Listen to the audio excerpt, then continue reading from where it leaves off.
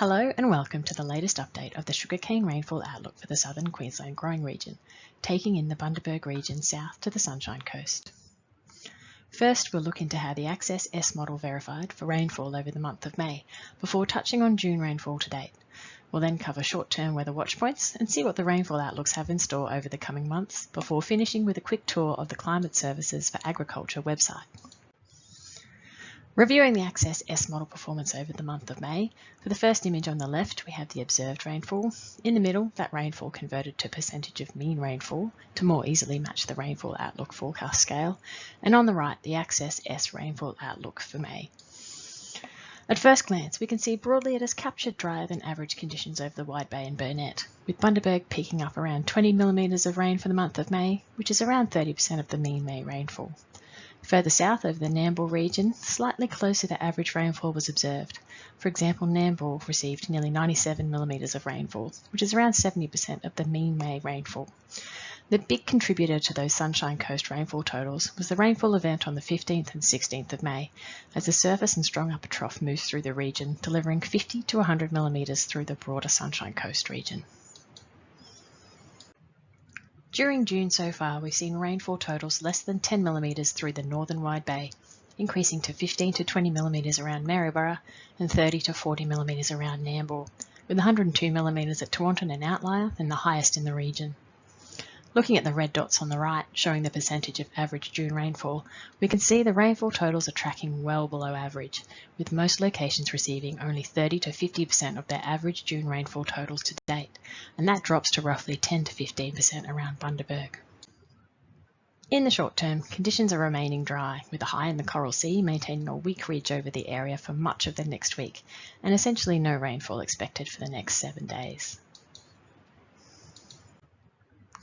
Here we have the chance of exceeding 5mm of rainfall over the next fortnight, broken down into week-long periods. You can access these maps on the link above. For this brief, I've selected 5mm to display, given we're in the drier time of year, and on the website link above, a number of thresholds between 1mm and 700mm are available. On the left, week 1 covers from the 25th of June to the 1st of July, and there's a 25% chance of exceeding 5mm in that time frame for the Sunshine Coast and Maryborough regions, and north of Maryborough up to Bundaberg, those odds decrease to less than 10% chance of more than 5mm of rainfall. In the following week, from the 2nd to the 8th of July, the odds of rainfall increase, with a 25 to 55% chance of receiving more than 5mm for most locations, dropping to less than 25% chance around the Bundaberg region.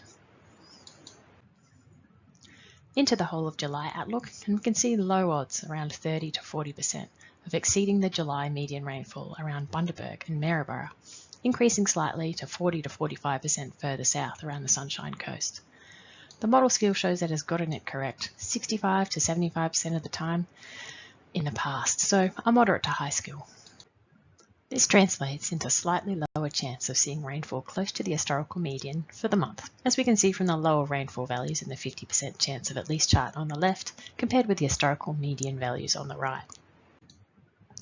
Breaking the rainfall odds down further for July here, with the high chance on the left, the 75% chance of exceeding, and the lower chance totals on the right, the 25% chance of exceeding, like we use in the rainfall range on the BOM app.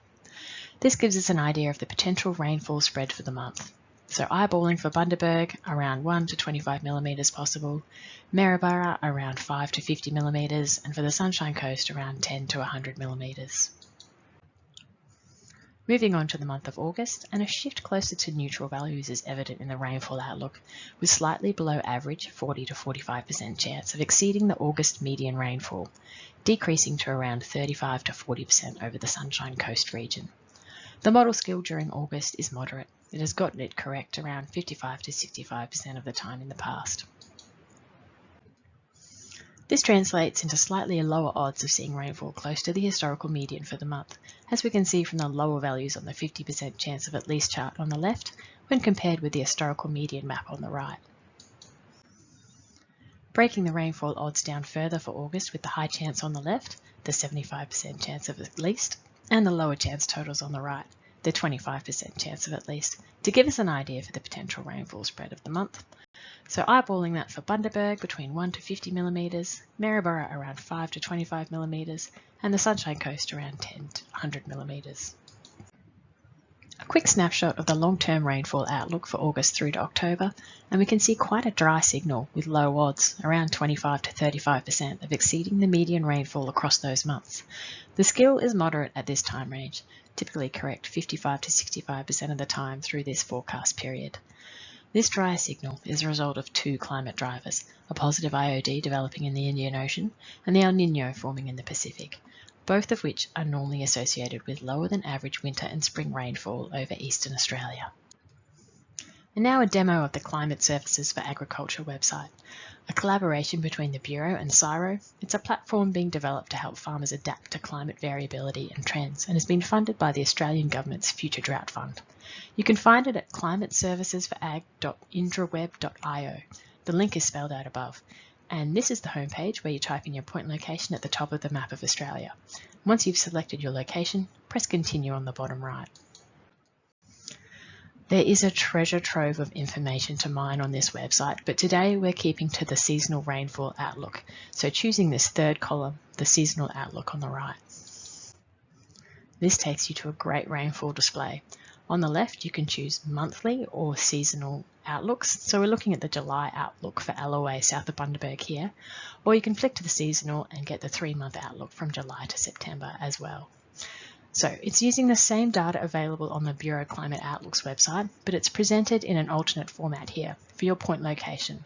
So across the top, displaying the 75, 50% and 25% chance of at least, with the skill level shown below in a star rating. On the bottom left, a detailed rainfall breakdown with the chance of receiving at least for a number of rainfall thresholds. And on the right, a handy summary of the median rainfall, the rainfall received last July, and the rainfall over the past 3 months as well. It's in its prototype stage. They are hungry for feedback, so if you have suggestions for what you'd like to see, there's an option to provide feedback at the top of the page. That's it for this update. As always, check the latest forecasts and warnings on the Bureau's website or the BOM Weather app. And please send any feedback through to agriculture@bom.gov.au.